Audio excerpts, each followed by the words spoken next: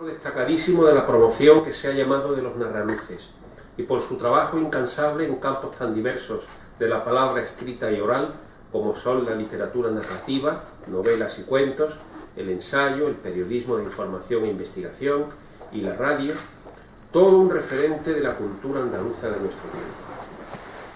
Manuel Barrios fue reconocido en vida por todo ello con importantes galardones, aunque también cosechó críticas y desvíos por su condición de intelectual molesto para cualquier régimen, de velador incansable de corruptelas, bien que pagó su libre independencia de criterio. Hoy estamos aquí, en su ciudad natal, para rendirle este testimonio de recuerdo y gratitud por su dilatada y ejemplar trayectoria. De Manuel Barrios no puede decirse que no haya sido profeta en su tierra, pues la Real Academia de San Romualdo lo nombró en su día académico correspondiente en Sevilla, ciudad donde residía, y el excelentísimo Ayuntamiento de San Fernando le ha dedicado una calle a tan ilustre hijo. Por eso, la Academia, su Academia, ha querido organizar este acto de obligada justicia.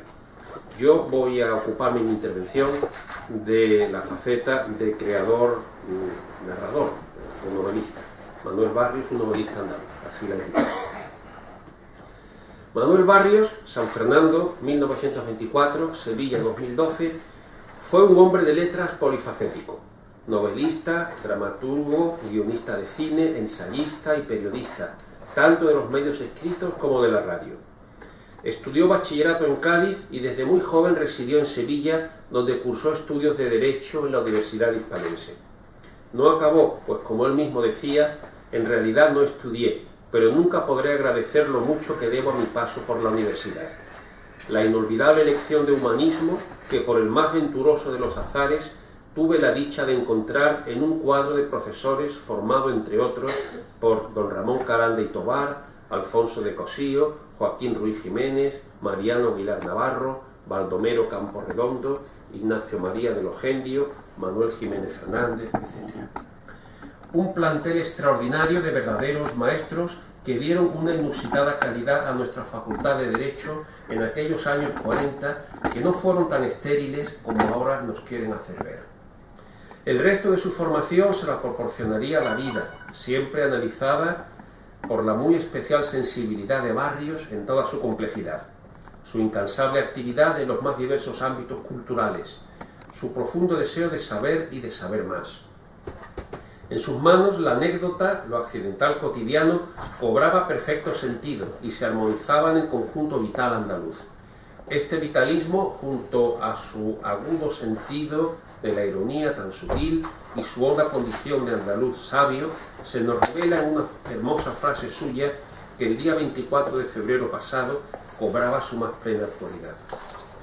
Prefiero no morirme, pero si por casualidad llegara el caso, me gustaría que pusieran en mi epitafio: hizo lo que pudo y fue andaluz sobre todas las cosas. Sus grandes cualidades humanas, literarias y profesionales han sido puestas de relieve en los diversos medios que le dedicaron semblanzas y recuerdos específicos a raíz de su fallecimiento. Para Manuel Barrios, escribir era tan necesario como vivir, o como las docenas de cigarrillos que fumaba incansablemente, en contra de los consejos médicos y de su propia salud, mientras tecleaba en su vieja máquina de escribir en su piso del polígono de San Pablo. Solo de esta manera pudo alcanzar una obra que abarca unos 70 títulos publicados y 44 premios, además de haber escrito miles de artículos de prensa y programas de radio. En todos ellos trató cuestiones tan diversas como el flamenco, el bandolerismo o las intimidades de la corte de Isabel II. Como ocurre con toda obra amplia, también la de Manuel Barrios fue desigual. Probablemente el tiempo respetará sobre todo sus novelas, aquellas que escribió en la primera etapa bajo el manto protector de la nueva narrativa andaluza, impulsada comercialmente por José Manuel Lara. El crimen, de 1963, La espuela, de 1965, ambas finalistas del muy prestigioso Premio Nadal, y sobre todo Epitafio para un señorito, de 1972, que obtuvo el Premio Ateneo de Sevilla. Pero Manuel Barrios fue sobre todo un periodista de raza. Sus columnas, muy especialmente las que escribió en ABC durante los últimos años del gobierno de Felipe González, marcados por los escándalos de corrupción, fueron más que polémicas, y el propio Barrios terminó condenado por la justicia a no ejercer el periodismo durante una época. Este episodio le dejó un buen número de enemigos y una amargura que le acompañó hasta el final de sus días. Considerado por algunos como un periodista de la derecha mediática, lo cierto es que Barrios fue siempre un francotirador que fue por libre, guiado por su recta conciencia, dirigiendo sus tiros contra el poder político, económico o cultural y desvelando todas sus corruptelas. El periodismo no puede dejar de ser crítico contra toda clase de poder. Esto le llevó a enfrentarse al régimen de Franco cuando era muy arriesgado hacerlo. Después, a la izquierda ya sentada en la democracia o al editor Lara. Y bien que pagó esta independencia. Barrios eligió el camino más difícil, en lugar de seguir el que tomaron otros de adular al poder y de plegarse al mismo para beneficiarse de sus prebendas. Y como ejemplo de ello, recordemos que en 1993 el autor rechazó la propuesta de dirigir un curso sobre la cultura andaluza que organizaba la Consejería del Ramo de la Junta de Andalucía, de cuya línea política y cuyas actuaciones discrepaban. Consecuentemente no quiso cobrar de un organismo público al que dedicaba los dardos periodísticos salidos diariamente de su acerada pluma. Su conciencia ética se lo impedía. Todo un ejemplo de dignidad que daba cuenta de su honestidad personal y de su altura moral. Periodista de profesión y de vocación, Manuel Barrios colaboró a lo largo de su vida en diversos diarios, como Pueblo, Informaciones o La Razón, donde escribió su último texto periodístico, publicado en diciembre de 2011, apenas 2 meses antes de su muerte. Y como periodista no se ciñó solo a los medios escritos, sino que encontró también en la radio una forma eficaz de comunicación. Ejerció como jefe de programación de Radio Nacional de España en Sevilla y fue redactor jefe de Radio Sevilla, obteniendo en esta etapa la Antena de Oro y 4 premios Ondas. Gran experto del mundo del flamenco, cuando nadie lo valoraba, buen conocedor de la historia de Andalucía, dedicó una buena parte de su producción editorial a estos temas. Valgan como muestra libros como Ese difícil mundo del flamenco, de 1972, o Gitanos, Moriscos y Cante Flamenco, de 1989, una obra que la crítica especializada considera el ensayo más documentado y riguroso sobre este arte popular andaluz, y una obra imprescindible de la bibliografía flamenca de nuestro tiempo. Y libros a caballo entre el género ensayístico y el reportaje son sus polémicas visiones de la muerte del fundador de Falange Española, Consigna matar a José Antonio, crónica de una traición, de 2005, y del general Queipo de Llano, El último virrey, de 1978, que le valió una querella judicial, otra más en la vida de un intelectual molesto que lanzaba sus dardos críticos, los que para él eran de la verdad, a diestra y a siniestra. Como otros hombres de su tiempo, Manuel Barrios sintió un profundo amor por el teatro, especialmente el marcado por el humor, dejando obras que tuvieron el altísimo honor de provocar las carcajadas del público, como El encierro de San Serapio, El día en que Gilda se quitó el guante, El recurso de Amparo y El otro nombre de la rosa. Y trabajó en la literatura hasta el final de sus días. A la hora de su muerte estaba preparando 3 libros, uno sobre las Cortes de Cádiz, otro sobre la monja Alférez y un tercero que era una antología de dichos populares andaluces. Ante esta variedad tan asombrosa de obras que presenta un autor tan prolífico, es preciso acotar una parcela y centrarse en ella para profundizar en un aspecto de la producción de Manuel Barrios. Yo voy a hacerlo en su faceta de narrador, de novelista de garra, que se dio a conocer a comienzos de los años 60 con El crimen y que cultivó siempre en paralelo a las labores periodísticas hasta su etapa final. Por esta dedicación a la novela, El crimen, La espuela, Epitafio para un señorito, Al paso alegre de la paz, El miedo, Cartas del pueblo andaluz, o Vida, pasión y muerte en río quemado, obtuvo Manuel Barrios importantes galardones, como el Premio Ateneo de Sevilla, el Premio Platero en 2 ocasiones y el Premio Ciudad de Barcelona. O quedó finalista del Premio Nadal en 2 ocasiones y el Premio Planeta. En estas obras, la magia con que la palabra, en manos del autor, se eleva y se trasciende, remitiéndonos a la referencia externa del acontecer, pero deteniéndonos en su propia fuerza artística, ha sido puesta de relieve por varios críticos.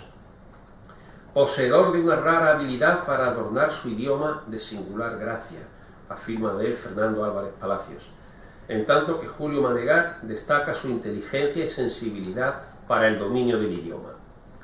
Podríamos decir que los tres presupuestos en los que descansa esta singular versatilidad lingüística son la riqueza de su vocabulario, la adecuación de la forma al contenido y el ritmo ágil que sabe imprimir a sus narraciones. Ello se pone especialmente de relieve en la que quizás es su mejor novela, Epitafio para un señorito, donde Manuel Barrios agota el tema impuesto por un original y fascinante, pero nefasto, ejemplar humano, incompatible con el irreversible paso de la historia.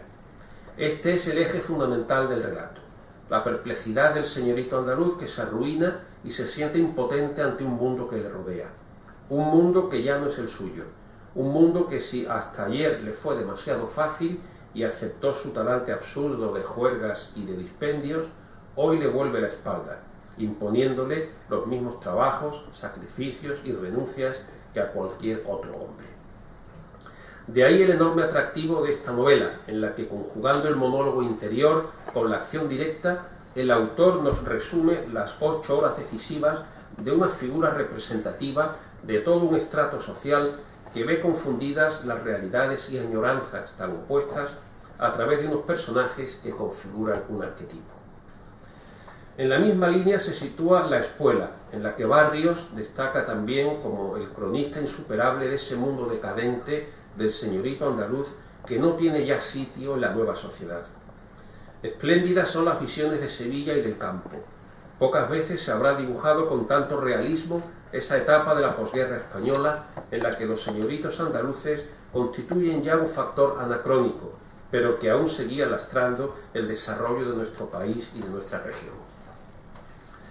Su última novela fue Vida, Pasión y Muerte en Río Quemado, 1978. El enorme disgusto que le produjo la irregular concesión del Premio Planeta de aquel año, del que era merecedor, como le confesó el editor, pero que por razones comerciales le fue negado para dejar su obra finalista, fue el detonante de su ruptura con Lara y su abandono del género narrativo, para el que estaba naturalmente muy bien dotado. Así, Manuel Barrios fue víctima de quien paradójicamente había contribuido a lanzar años atrás el llamado boom de la nueva narrativa andaluza, porque aquello tuvo más de invento que de plena realidad. Y no es que hubiera de pronto novelistas en Andalucía en los años 60 y 70. Habían existido siempre en todas las etapas de la literatura española contemporánea. Pero su promoción, precisamente entonces, se debió al negocio oportunista que vieron aquí las grandes empresas editoriales de la época, radicadas en Madrid y Barcelona. Su política de premios literarios y una adecuada promoción comercial y crítica contribuiría decisivamente a la consolidación del fenómeno, vendido como el descubrimiento de unos nuevos autores muy valiosos que copaban entonces todos los premios. Así fueron promocionados, entre otros, José Asenjo Sedano y José María Requena para El Nadal, Manuel Ferrán y Manuel Barrios para El Planeta, Luis Berenguer para El Alfaguara, y a ellos se sumaron los galardonados en las sucursales para Andalucía, como dice José Antonio Fortes.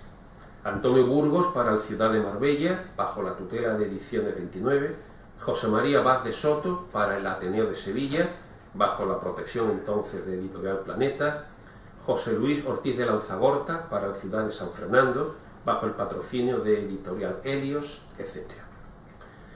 En cualquier caso, habría que diferenciar distintas sensibilidades presentes en aquellos novelistas y en sus obras.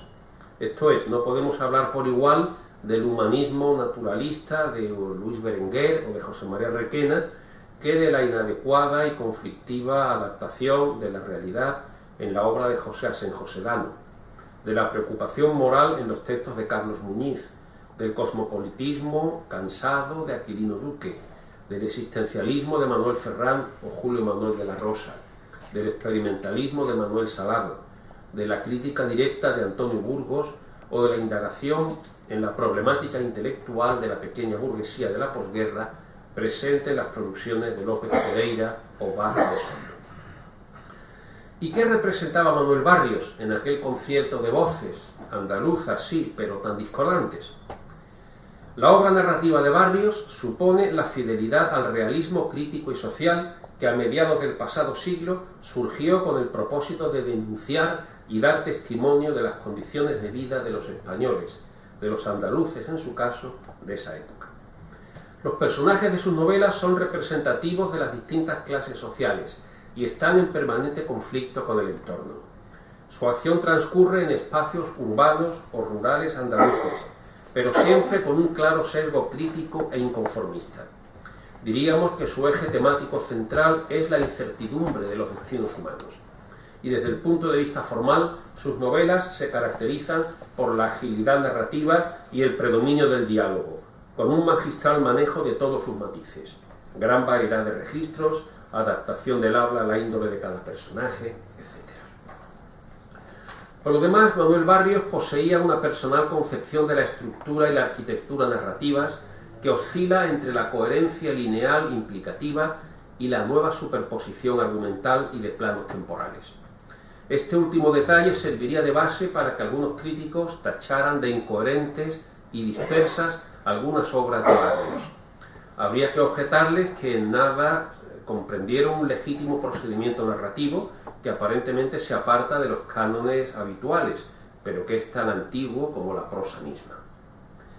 Manuel Barrios dedicó también una gran parte de sus energías a la profundización en el folclore andaluz. Por ello no puede extrañar que Antonio Tobar afirmara que nuestro autor parece inspirado en ese misterio de los cantes andaluces. Uno de sus propósitos como novelista fue precisamente reflejar la imagen real de Andalucía en sus obras. Por eso su inclusión entre los llamados narraluces, la nueva narrativa andaluza, no obedeció a unos criterios puramente coyunturales, sino que se justifica plenamente por su dedicación literaria.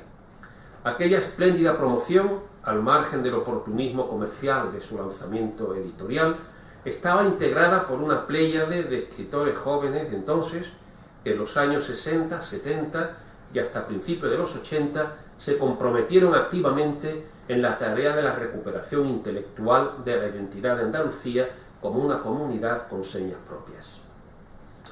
En conclusión, la profunda humanidad de Manuel Barrios, unida a sus indudables aciertos literarios, lo convierten en uno de los narradores andaluces actuales que debemos tener muy en cuenta si se pretende tener acceso al cómo y al porqué del florecimiento actual de la novela en Andalucía. Muchas gracias.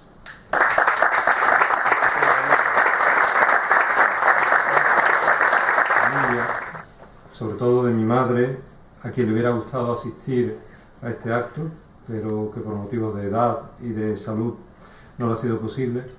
Y en el mío propio, quiero comenzar mi intervención dando muy sinceramente las gracias a la Real Academia de San Romualdo, así como a su presidente, don José Carlos Fernández Moreno, y a todos aquellos que han apoyado la celebración de este acto de homenaje a la memoria de mi padre, Manuel Barrios Gutiérrez.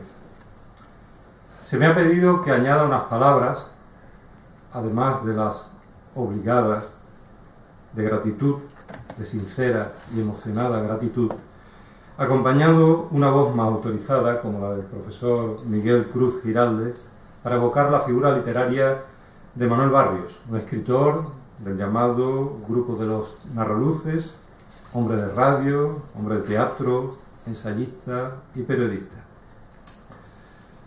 Me encuentro de nuevo ante la difícil tesitura de tener que hablar de mi padre y, como me ocurrió en el acto celebrado por el Ateneo de Sevilla, vuelvo a plantearme la cuestión de qué es lo que puede o debe contar un hijo de la intimidad con la que ha asistido al día a día de su padre, sobre todo cuando se tiene aún, yo la sigo teniendo aún reciente, no solo la muerte, sino también cuando se tiene cercana al proceso mismo de envejecimiento, de deterioro físico, de enfermedad y agonía de esa persona. Y todo cuanto ello comporta de pérdida de capacidad, de decaimiento, de abandono. Pensando en esto, me vino a la cabeza un conocido refrán alemán que puede servir como advertencia para no excederse en casos así. El proverbio, el refrán, dice: no hay héroes para la ayuda de cámara. El sirviente, el lacayo o ayuda de cámara, en efecto, le quita las botas al gran hombre, lo ayuda a acostarse, a menudo lo acompaña en sus malos momentos, aguanta sus manías, sus enfados. En definitiva, conoce sus debilidades, ve el lado endeble, el lado humano más endeble, y seguramente también el más susceptible de crítica. Desde luego, todo eso forma parte también del retrato de una persona.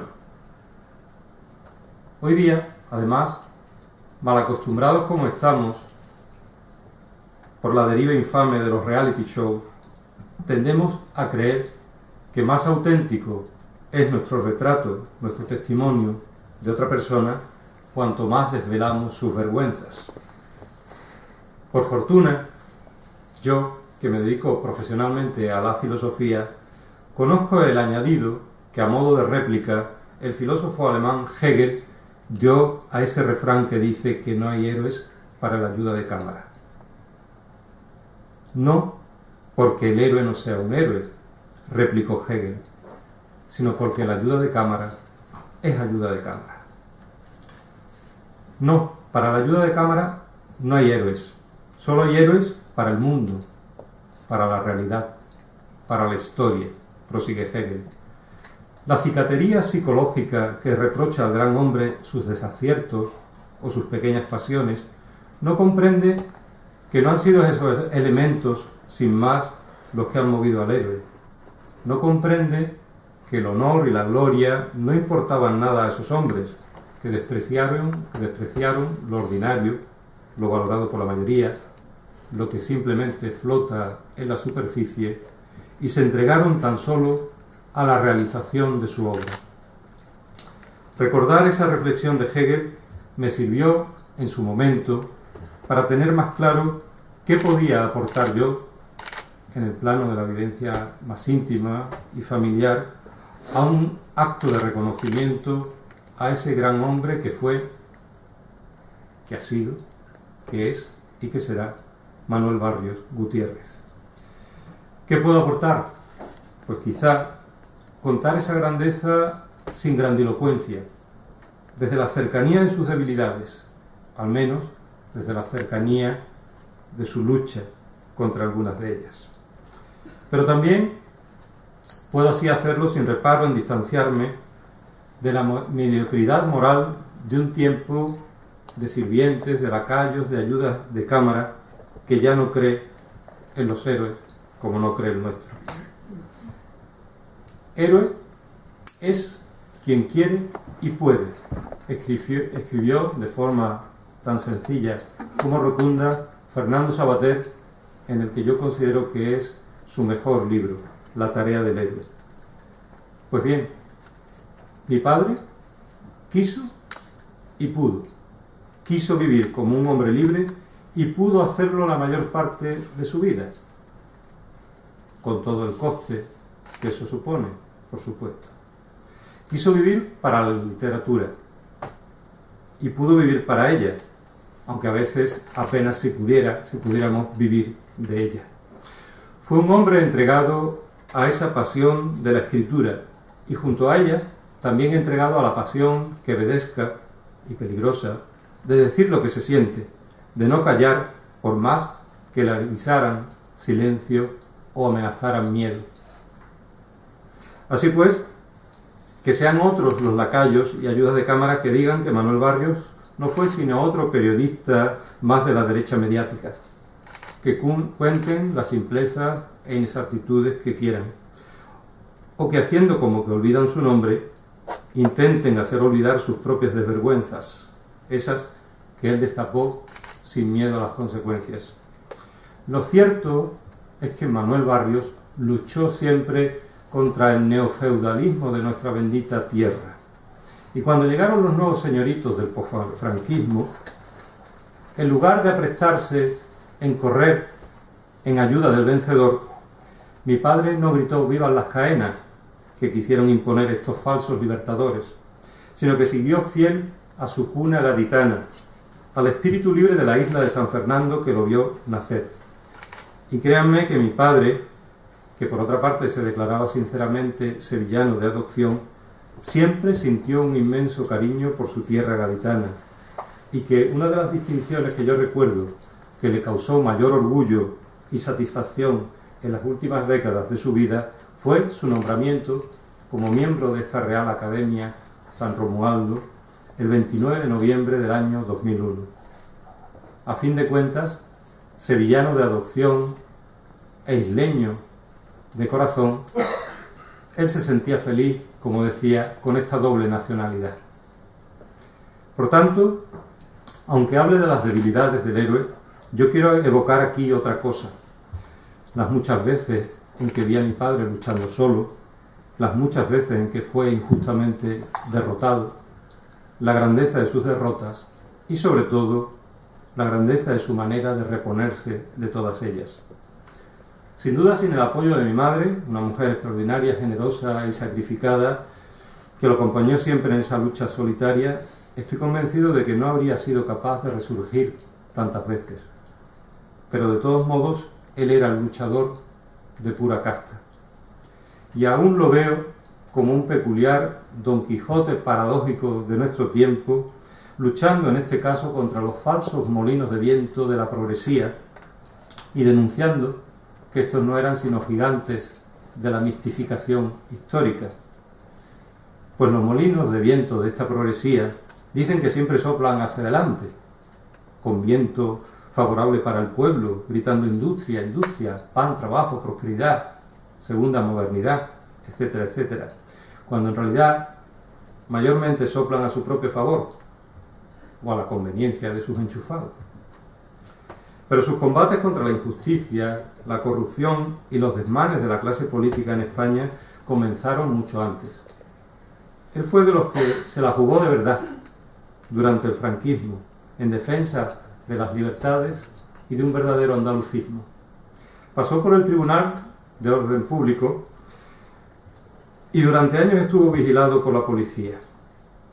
Precisamente estando detenido una de tantas veces en los despachos de la Brigada Político-Social, en pleno estado de excepción, ocurrió la anécdota que recordaba no hace mucho ese otro rojo peligroso que era entonces Antonio Burgos y que retrata fielmente una parte sustantiva del carácter de mi padre, cuando el comisario le preguntó en tono amenazador: ¿me puede usted decir quién le convocó a esta reunión?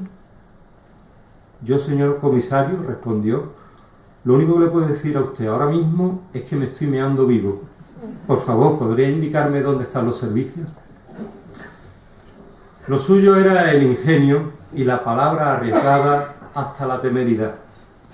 Por ello sufrió censura, la censura en muchos de sus libros, hasta ver algunos de ellos secuestrados por propaganda ilegal.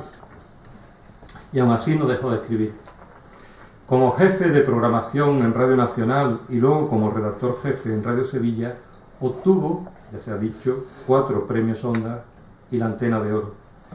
Le ofrecieron ser director de Radio Sevilla, pero mi padre dijo que para eso había que madrugar demasiado. Tendría que levantarse muy temprano para ser el primero en estar allí, en llegar a la radio, y que él prefería quedarse escribiendo de madrugada hasta tarde por las noches. Así que se nombró en su lugar a Iñaki Gabilondo, al que mi padre apoyó y ayudó en su carrera profesional durante su brillante etapa de Radio Sevilla. Y mi padre siguió escribiendo por las noches. 2 veces finalista del Nadal, en su primera novela, El crimen, recreó el tema de la pasión de Cristo, trasladándolo a la vida cotidiana de un humilde pueblo andaluz. En las solapas del libro puede leerse: la lección que se desprende de esta extraordinaria novela es la de que todo salvador que solo se interesa esencialmente por el bien común, nada tiene que hacer en la tierra y será indefectiblemente sacrificado. Una buena imagen, premonitoria para describir su propia trayectoria vital.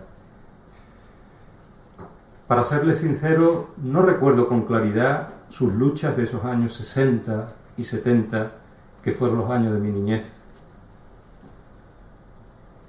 La primera vez que recuerdo claramente haber visto morir a mi padre fue cuando el editor José Manuel Lara le llamó por teléfono para decirle que, aunque su novela era mucho mejor que la que Jorge Semprún había presentado también al Premio Planeta de ese año 1977, novela presentada por Semprún fuera de plazo, por cierto, había razones económicas y sobre todo políticas para apostar por la obra de este, la autobiografía de Federico Sánchez, que atacaba a Santiago Carrillo y a un partido comunista todavía con prestigio y cierta pujanza en aquellos primeros años de la transición.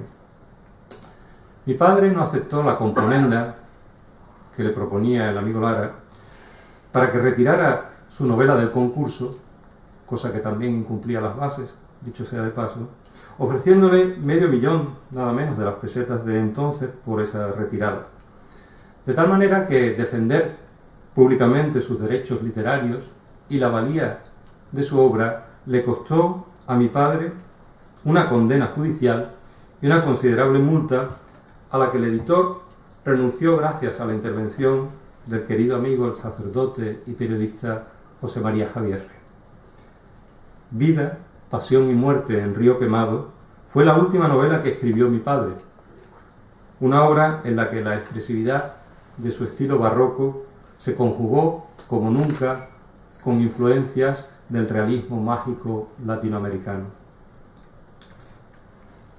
Mi padre murió en ese lance como novelista a los 52 años para luego resucitar y seguir consumiéndose vivamente en el espíritu de la escritura, pero transformado. El último virrey, la biografía de Queipo de Llano, publicada en 1978, fue la primera obra tras ese descenso a los infiernos. Después vinieron otros muchos ensayos, donde la crónica y la semblanza de personajes históricos se entregaban en una prosa envidiable, cosechando un éxito más que notable. A los pocos años volvió también a reinventarse como periodista. Tras su jubilación de Radio Sevilla y tras un breve paso por Diario 16, en los años 80 comenzó a colaborar en el diario ABC. Como columnista de opinión, en su sección del Baratillo, denunció las muchas corruptelas del gobierno socialista que tanto le decepcionó en este aspecto después de tantas esperanzas como había depositado en una opción de progreso para Andalucía. En concreto, en 1996 denunció la posible implicación de algunos altos funcionarios de la Junta de Andalucía en la concesión irregular del Casino La Solana, mediando en la operación un empresario de origen judío, ya entonces buscado por la Interpol y luego implicado en el caso Malaya. No se sabe muy bien cómo los astros se conjuraron para conseguir una sentencia por la que mi padre fue condenado en el año 2000 a 2 años de cárcel, 2 años de inhabilitación de la profesión periodística, las costas del proceso, los honorarios de los 2 abogados acusadores y una multa de 30 millones de pesetas. Como decía mi padre, como si le hubieran pedido la pirámide de Keops. La sentencia estuvo además paralizada en un extraño proceso burocrático que mi padre solía describir así: ríase usted de Kafka. Y lo que debían haber sido 2 años de una condena sin precedentes a un periodista en nuestra reciente historia democrática, fue, como escribió José Antonio Gómez Marín, la muerte civil del periodista Manuel Barrios durante más de 4 años. Amalia Gómez fue la única personalidad política que de verdad se preocupó e hizo lo posible, sin éxito, por reparar esa injusticia.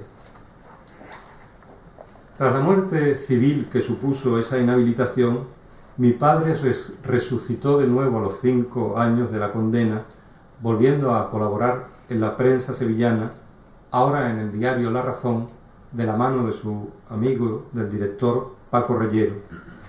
Corría el año 2005. Mi padre tenía entonces 81 años. Y a razón de 3 artículos semanales y una propina dominical, cuando menos, llenó las páginas de ese periódico de su sabroso relato de picardía, de viejas crónicas y nuevos requiebros de su prosa, cada vez más sintética y eficaz, de sevillanos y andaluces ilustres, recuperados para una memoria histórica sin ira revanchista, y también de los nombres inolvidables de ese difícil mundo del flamenco, y de 1000 cosas más.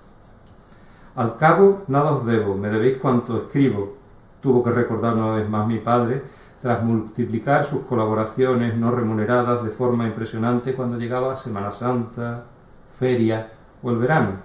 El verano, una época en la que él siempre decía: no me voy de vacaciones y dejo de escribir en el periódico por 2 motivos. Primero, porque temo irme y que bajen las ventas del periódico. Segundo, porque temo irme y que no bajen.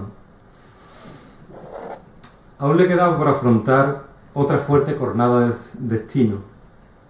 A esa edad, 80 y tantos, con ese ritmo incansable de trabajo, todo en uno, ducados, Olivetti y trasnochar, el episodio pulmonar obstructivo crónico provocado por su tabaquismo y su vida sedentaria se le fue agudizando hasta provocarle un derrame cerebral hará unos 4 años, un poco más quizá. Pasó unos días entre la vida y la muerte hasta conseguir disolver por completo el coágulo. No recuerdo haber visto a mi padre tan desvalido como en esos primeros días, cuando ya había recobrado la conciencia, pero era incapaz de concentrar la atención. Él fijaba la mirada en la página de un libro, pasaba la página y volvía a retroceder, leyéndola y volviéndola a leer una y otra vez, como si tratara de recuperar el hilo perdido de su conexión vital con la literatura. Milagrosamente, poco a poco, fue volviendo a la vida a base de contarnos una vez más, a mi hermana y a mí, las 1001 historias de su riquísima biografía. La entrada con Alfonso Grosso en la jaula de los leones de un circo donde el domador Ángel Cristo era entrevistado, o la anécdota sabrosa del embajador pakistaní que había acompañado durante un tiempo en sus giras internacionales a Pep Marchena, y cuando llegó como embajador a Sevilla, pues mi padre en Radio Sevilla, muy interesado por las raíces orientales, oscuras del flamenco, pues hablando con él, le propuso que por qué no le cantaba algo y grababan, y a ello se aprestó el embajador pakistaní, y cuando ya estaba todo preparado de pronto se arrancó diciendo: de los 4 muleos, de los... Apenas un mes más tarde, a base de contarnos esa anécdota, como digo, milagrosamente, mi padre reanudaba de nuevo su colaboración en el diario La Razón, donde siguió escribiendo sin descanso hasta que su ya muy delicado de salud, sobre todo desde diciembre del año pasado, le obligó a dejarlo, como le dijo a Paco Reyero: Paco, lo dejo de momento. Yo había visto resucitar a mi padre tantas veces. Era tanta la energía y el entusiasmo que era capaz de generar, tan infinito su disfrute por el trabajo y su voluntad de no dejarlo jamás, como tampoco el placer de fumar en su cuarto de trabajo, que no me fui dando cuenta de que esta vez, cuando ya enfermó gravemente durante el invierno pasado, iba a ser diferente. Murió en febrero de este año. En estos 8 meses aún me he sentido en más de una ocasión algo perplejo, como esperando a ver de qué manera resucitaba esta vez. Estoy seguro de que el silencio y el olvido con que la oficialidad política y literaria ha pagado siempre su condición de hombre libre y de escritor puro, tratará de enterrarlo de una vez por todas. Por eso agradezco de corazón actos como este, al tiempo que debo decir, sin ningún pudor, que me parecen actos de estricta justicia para un andaluz, tan universal, tan lleno de riqueza literaria, de ingenio, de sabiduría de su tierra y de valentía en su palabra. Y sí, creo que al fin veo claro de qué singular modo ha resucitado esta vez. Veo que en personas honestas, que también aman su oficio, el oficio de escritor, o que se entregan a su tarea de defensa de nuestra tierra y de nuestra cultura con honradez, el ejemplo de Manuel Barrios sigue vivo. Así que estoy seguro de que mi padre diría que mereció la pena. Y al contrario de ese legendario y cínico comentario de Goethe en La muerte, a los lacayos les diría: intranquilizaos, fui libre y fui feliz. Muchas gracias.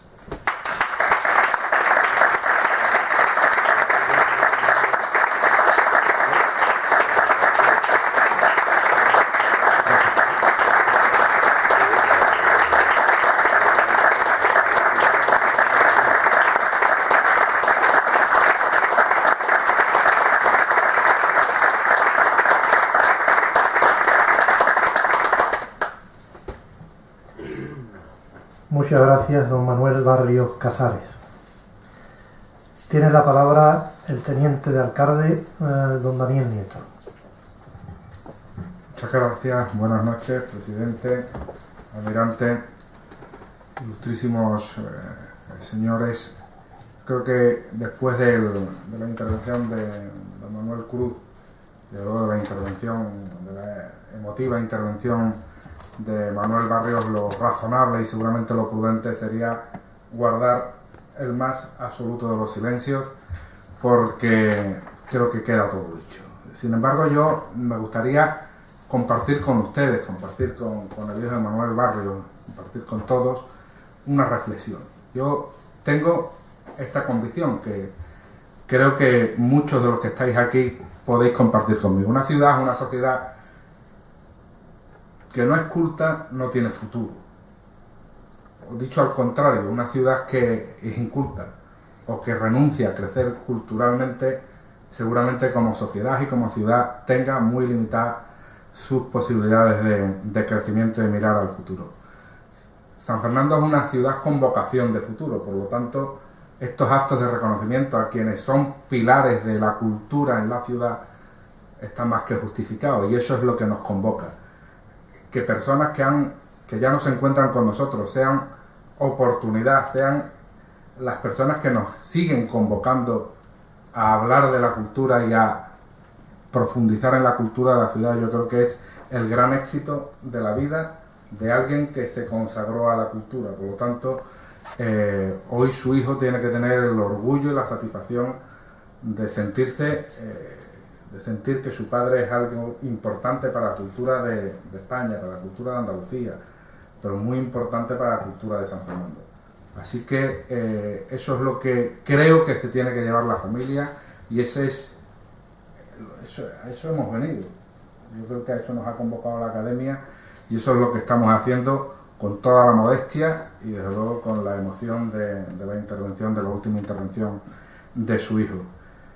La cultura, por definición, es libre, y Manuel Barrios era culto porque era libre. Así que con esa enseñanza nos vamos, y con el compromiso de seguir honrando la memoria de Manuel Barrios, de este ilustre isleño, pues practicando la libertad y la cultura. A eso nos comprometemos, a eso nos debemos comprometer todos los días. Yo creo que esta ciudad es lo que es gracias a personalidades como Manuel Barrios, y sobre todo esta ciudad será lo que tiene que ser si trabajamos fijándonos en ese ejemplo que Manuel Barrios nos dejó en vida, y que ahora, cuando ya no está con nosotros, nos sigue dejando en sus escritos y en sus aportaciones, que son fundamentales para todos nosotros. Así que con esa convicción nos tenemos que ir hoy de aquí, y con esa convicción su familia tiene que tener la satisfacción de pertenecer a una sangre tan importante, tan heroica, tan culta y tan isleña como la de Manuel Barrios. Así que muchas gracias y enhorabuena a todos, y enhorabuena a la academia, que una vez más creo que ha acertado y ha dado en la diana con actos como el de hoy. Enhorabuena.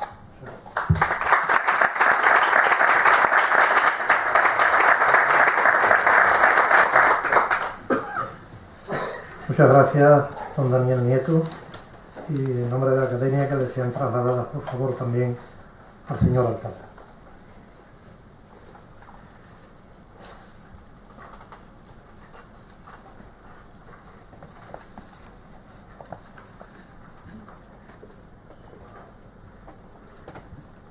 Después de todo cuanto en buena verdad ha sido dicho aquí esta noche, solo me resta clausurar el acto.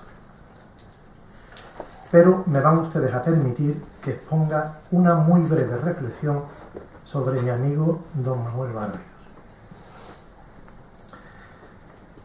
Sí, porque a pesar de la diferencia generacional y la relativa distancia geográfica que nos separaba, éramos muy buenos amigos.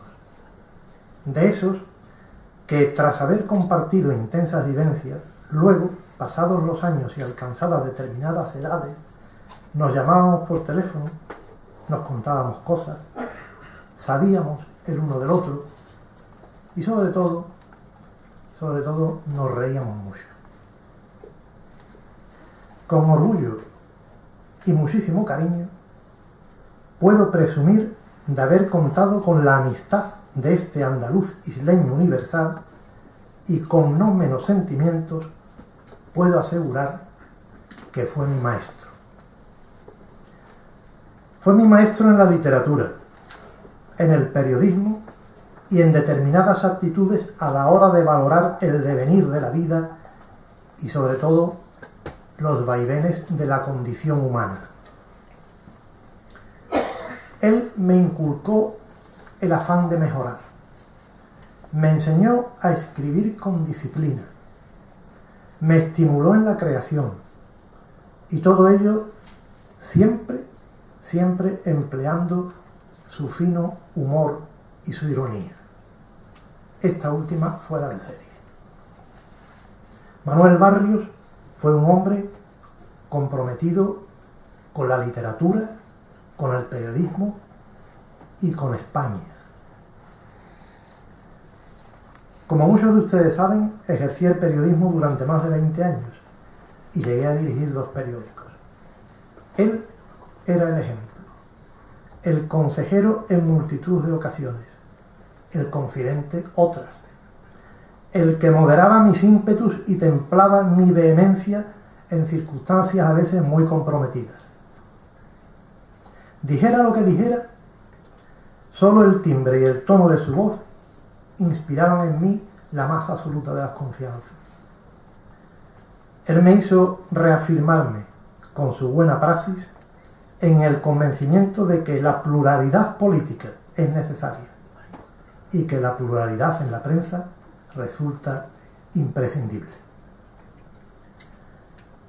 Su trayectoria periodística lo colmó de satisfacciones, pero también, como ya se ha dicho, le causó no pocos disgustos que incluso afectaron a su salud. Porque con él no podía ser de otra forma.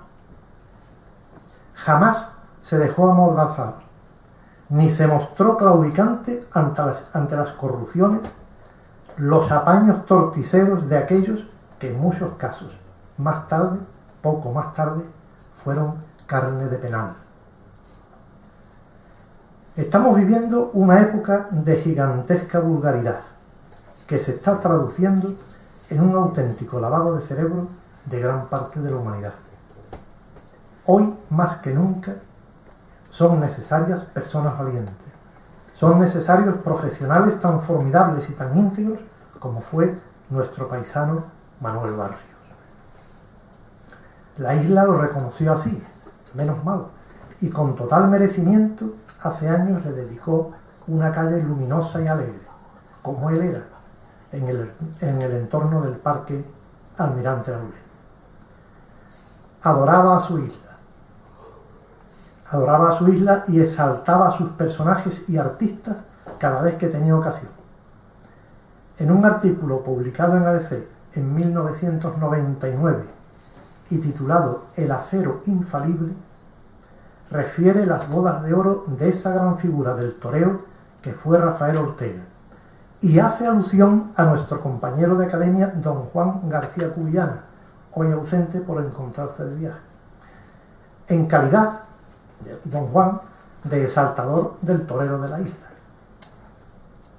En un párrafo del artículo, pleno de isleñismo, después de citar a Frascuelo, Elguerra, Masaquito, Mazzantini, Joselito, Valerito, Fortuna, Martín Agüero, Manolete, Barrios dice lo siguiente: y sobre todo el torero de mi bendita tierra, Rafael Ortega, que nació en San Fernando el 4 de junio de 1921 y tomó la alternativa en Madrid el 2 de octubre de 1949 de manos de Manolo González.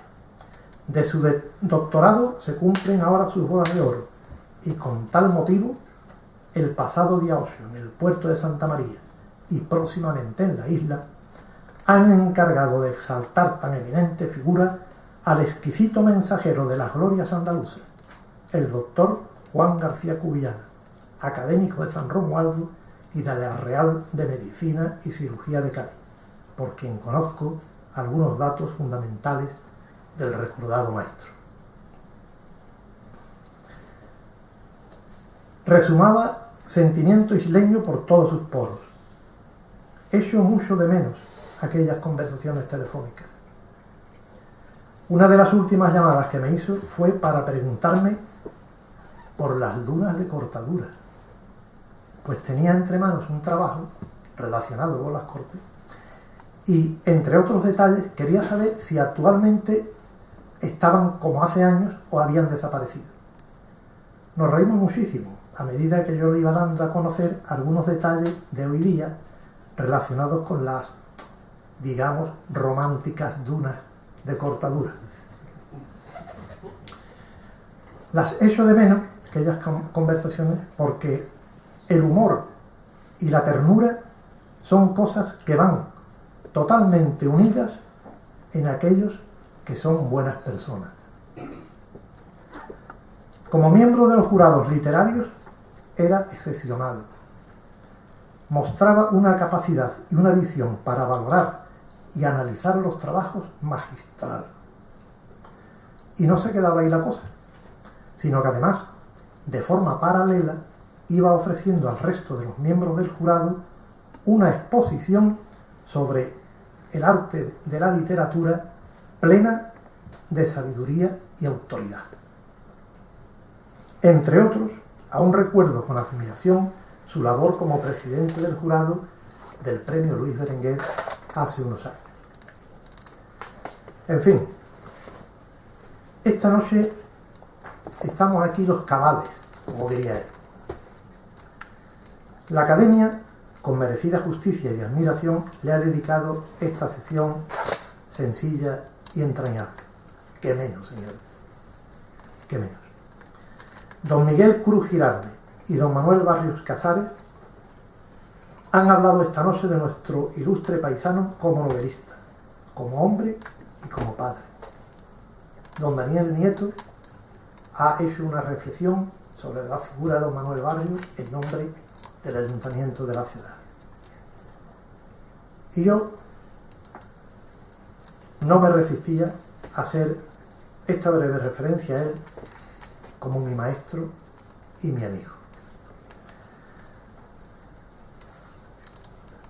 En nombre de la Academia, muchas gracias y enhorabuena a las personas que han hablado con sabiduría, con muchísimo acierto y con, sobre todo, sincero, verdadero sentimiento que ha exteriorizado el cariño y la admiración que se le tenía y que se le sigue teniendo y se le tendrá siempre a don Manuel Barrios, que ni mucho menos no tema a su hijo, porque ni mucho menos van a oscurecer su memoria o hacerlo caer en el olvido. Nada de eso va a ocurrir, porque la obra está ahí. Gracias por la presencia de todos ustedes, gracias al excelentísimo señor almirante de apoyo logístico de la Bahía de Cádiz y del Arsenal de la Carraca, y les anuncio a ustedes que el próximo acto de la Academia llevará por título una mirada a la coyuntura económica actual. Vénganse preparados porque la cosa promete. La va a ofrecer el ilustrísimo señor don Juan Salido Freire, que es economista y académico de la Real de San Dionisio de Ciencias, Artes y Letras de Jerez de la Frontera. De nuevo mi gratitud a todos ustedes y se levanta la sesión.